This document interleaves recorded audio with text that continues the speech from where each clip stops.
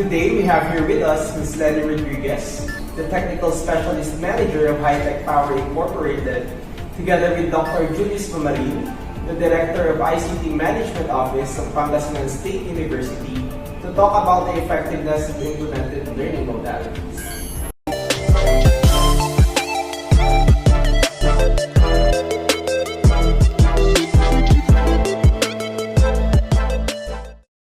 Thank you, Sir Carlos. So I would like to ask what is more effective, synchronous or asynchronous teaching?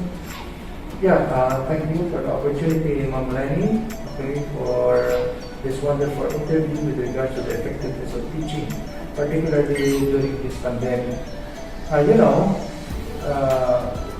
With my own experience as a professor at Pangasinan University for 18 years, I have been using both synchronous and asynchronous right now, starting 2019 when this pandemic started. And the synchronous learning takes place in present, in real time. It's the most traditional method of instruction. Synchronous learning is what most of us imagine when we hear the word school or class. A live lesson with a teacher and classmates. Synchronous learning of virtual learners includes live webinars and video conferences, while the asynchronous learning allows the student to learn at their own pace. They can watch pre-recorded lecture videos or lessons. The instructors provide the students with a sequence of units which students move through as their schedules permits. The students and teachers establish a true community when they met in person or over video live in real time. When studying synchronously, students may engage immediately with one another and with their teacher, even if they are separated by a screen. There are still an interaction between students and teachers, and there is a real-time feedback between the two parties.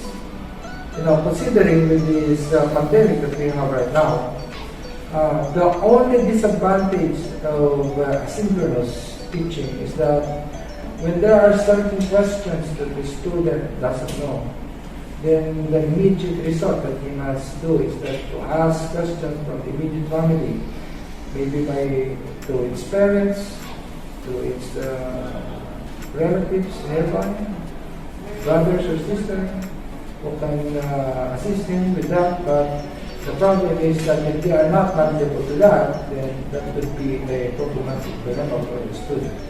So that's all. So some schools and institutions seems to be handling the transition to distance learning better than others. So can you give me some of the pointers or key drivers of these differences?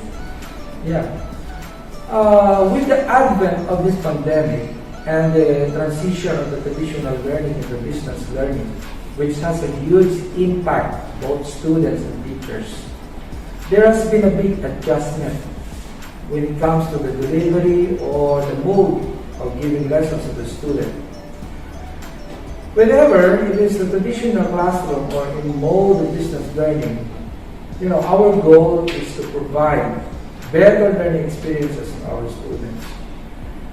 In every lesson we have objectives that we should meet, and that is that the students understand and apply the lessons that we are giving them. That's very great. So that's very good move towards Industry 4.0, and then also with having the free Wi-Fi access with all those states in the districts. And then, what has been the hardest part about moving your classes online? Hardest part, for this classes online. Well, of course, both for the students and teachers are having some hardship right now. Even my 5-year-old and 5 and 7-year-old kids right now in the house are having some problems or dilemmas with regard to this learning modality or with the online. He thinks that this is the normal way of teaching with the online, and talking to his teacher through the computer or through the tablet is, I think, my kids are always asking me, Daddy, I can hear my teacher. I don't know what it's talking about. So sometimes the child doing a lot of things other than learning, listening to the teacher. And so, well, as I can see right now, particularly to our college students, as I experience also with our daily classes, the most difficult aspect of shifting lessons to the internet is, figuring out how to connect with our students on a regular basis. Sometimes we cannot tell that we can get them daily with this kind of internet situation. And so especially those who have restricted internet access, those are most of the time the issues. And online classes are not suitable for many students, particularly those who demand hands-on activities at the laboratories as part of their studies. Furthermore, the majority of them live off campus and find it difficult to keep up with the courses, technical requirements. Some of them do not even have computers and laptops, so those are challenges for the students. Experiences are completely different when they go from traditional classrooms and to face-to-face teaching instruction, computer-based training compared to other. So that's it. So that's very sad to say, but that is the reality. So now, what is your biggest concern about the online teaching? Yeah, I think the question can be answered by the College of Computing Sciences to give you more details with regard to some concerns with the online teaching. Okay, so with that, thank you, sir, for having me here and then having this interview be more practical and then be more reliable and relevant during this pandemic time. Yeah. So thank you again and good day and have a good day. yeah, thank you very much, also. God bless. We would like to thank Dr. Mamaril for providing us with these valuable insights on the effectiveness of the learning modalities and the challenges of conducting online classes. Now, to continue with the conversation on the topic, we have with us Dr. Julio M. Cervantes, the Dean of the College of Computing Sciences of Pangasinan State University, Lingayen campus, to give us his experiences and practices on online learning.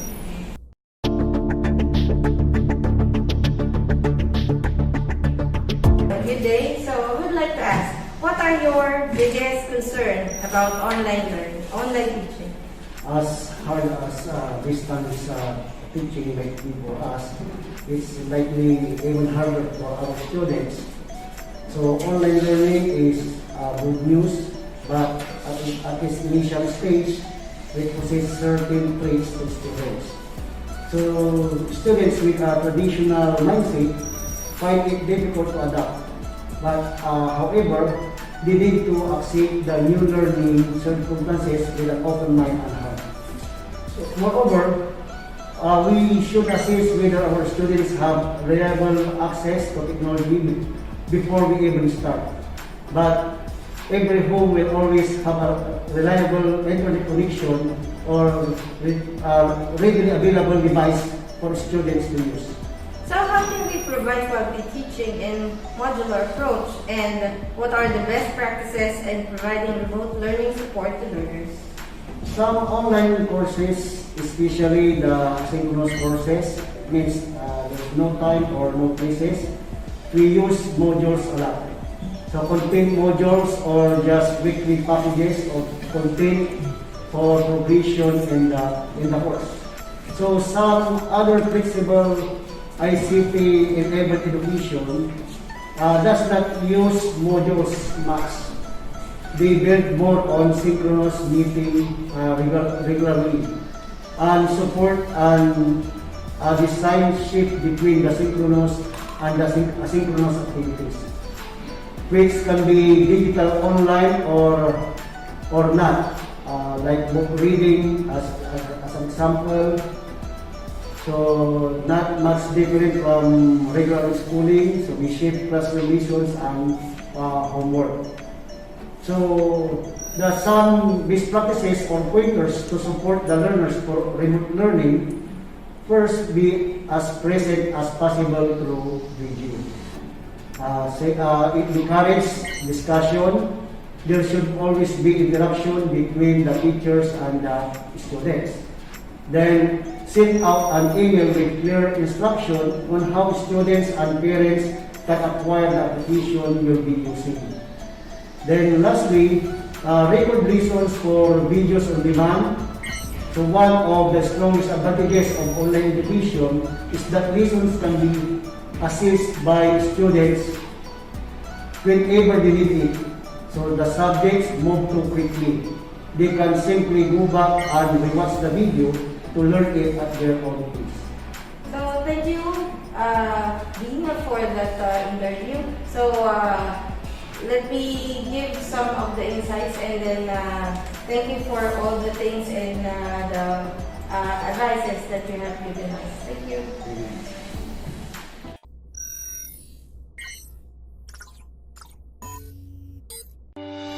Good day, everyone.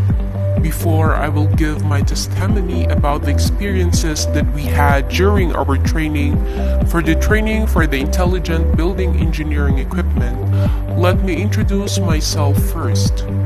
This is Julius Cesar o Mamaril, the project leader and the ICTMO director of Pangasinan State University. This project modernization of information technology and network communication laboratory facility of the College of Computing Sciences hinges on its relevance for improving skills, competitiveness, and productivity of graduates. Moreover, provide better job opportunities for trained individuals who undertook this training of advanced technology and engineering preparation for the ASEAN Industry 4.0. Before the final face-to-face training for the ITNCL equipment, we have undergone 2 weeks of virtual training via Zoom. This was held last January 25 to 29, 2021. That was the after-sales training for NetSupport, TestOut, CompTIA, and Yalong for the ASEAN Skills Competition Training Equipment. Hytec Power is in partnership with Pangasinan State University, and this was made possible by the fact that this project was funded by CHED. With the recently concluded face-to-face training that was held last July 26, 29, 2021, we have 27 participants, including yours truly, who had experienced the hands-on training for the setting up of the Yalong equipment. Likewise, we also experienced splicing in the fusion machine. And the overall experience of this training was overwhelming that it finally happened after months of waiting because of this pandemic.